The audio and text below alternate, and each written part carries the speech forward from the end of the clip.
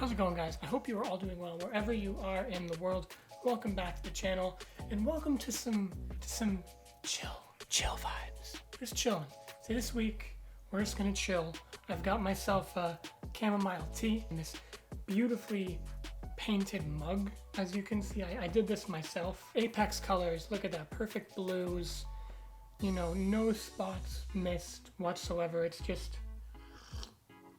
perfect. I'm gonna put this down before Beth F1 sues me for holding the mug for the entire video. But yeah, we're gonna be chilling. We're gonna be taking things back a little bit, talking about some F1 still, but just chill. This is just how I see the situation over at Ferrari.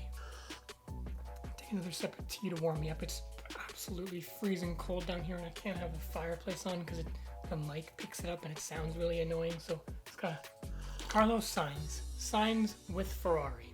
That was the big headline last year when we were all in the middle of lockdown. We all remember when the news broke, Carlos Sainz going to Ferrari, and we all had our kind of reactions at the time. And now we've had a year to kind of let it simmer down into our minds and just think, assess the situation. How is Carlos going to do in that car? Because of course he took that contract before seeing what happened to Ferrari in 2020.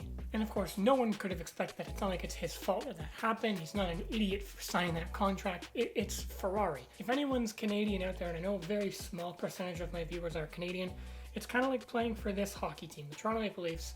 There's a lot of parallels between Ferrari and the Maple Leafs. There's this sort of prestige that you get by playing for the Maple Leafs and driving for Ferrari. They both have deep-rooted heritage. Ferrari's been in Formula One since the inception of the sport, as have the Maple Leafs. 1917, 13 Stanley Cups going.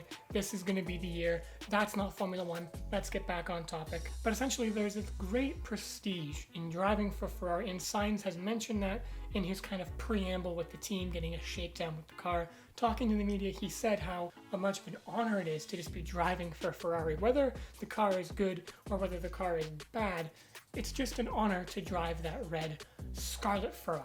And I think it's fantastic that he's getting his shot with Ferrari in a top 3 team. If they are able to get their act together and produce a good performing car, that's great. You have to take that opportunity. It's a top 3 team, especially coming from his past when he was at Toro Rosso. I would put him on the same level of relevance as Antonio Giovinazzi is today. You just kind of forget he's there until for some reason start talking about him. Oh yeah, that dude exists. Now he's just transformed himself into a completely brand new person, brand new driver. He's very likable around the paddock. The fans love him, the media love him, and he's just an all-around good dude. But when it comes to this move to Ferrari, it's really tough for me to say confidently that he's going to perform well, mainly because of who he's going up against. Charles Leclerc, in my opinion, is a future world champion. I don't think for a second that Carlos is going to go easy on him, but I don't think his ceiling is high enough to match Charles Leclerc. We saw what Leclerc did in that Ferrari last year. Not even a 4-time champion, Sebastian Vettel, could do what Leclerc did.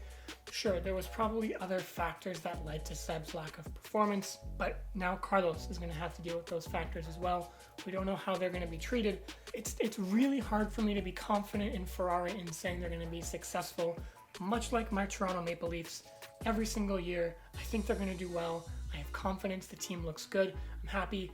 And then they find a way to disappoint me year in and year out. And that's so similar with Ferrari. They have these great expectations. They have so much pressure on them because there's so much history and they haven't won in such a long time, much like my Maple Leafs. And there's this overall sense of they need to try to keep proving themselves and proving that they're still relevant in the sport.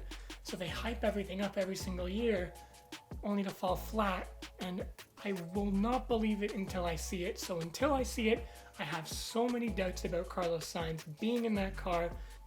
The Tifosi are going to be out for me on this one. But deep down, you know it's true. There's so many things about Ferrari that just grind everyone's gears because they have this veto power over the rules and regulations. They have this constant lack of performance on the track and in their strategy. And I just really hope for Carlos's sake that they kind of get their act together, they get things moving properly in a good direction to be successful in the future, because the man deserves it. He's built himself up over the years as such a class driver, and for that reason, I really hope they get their act together. But I hope you all enjoyed watching this one as much as I enjoyed making it. Let me know if you enjoyed the more chill vibes, the more just me talking to camera, lax, chill, chamomile tea, and a poorly painted mug. Let me know if you liked this. I really enjoyed it. Feel free to lick the stamp and send that subscribe button down below. Drop a like if you really liked it, and don't miss the apex.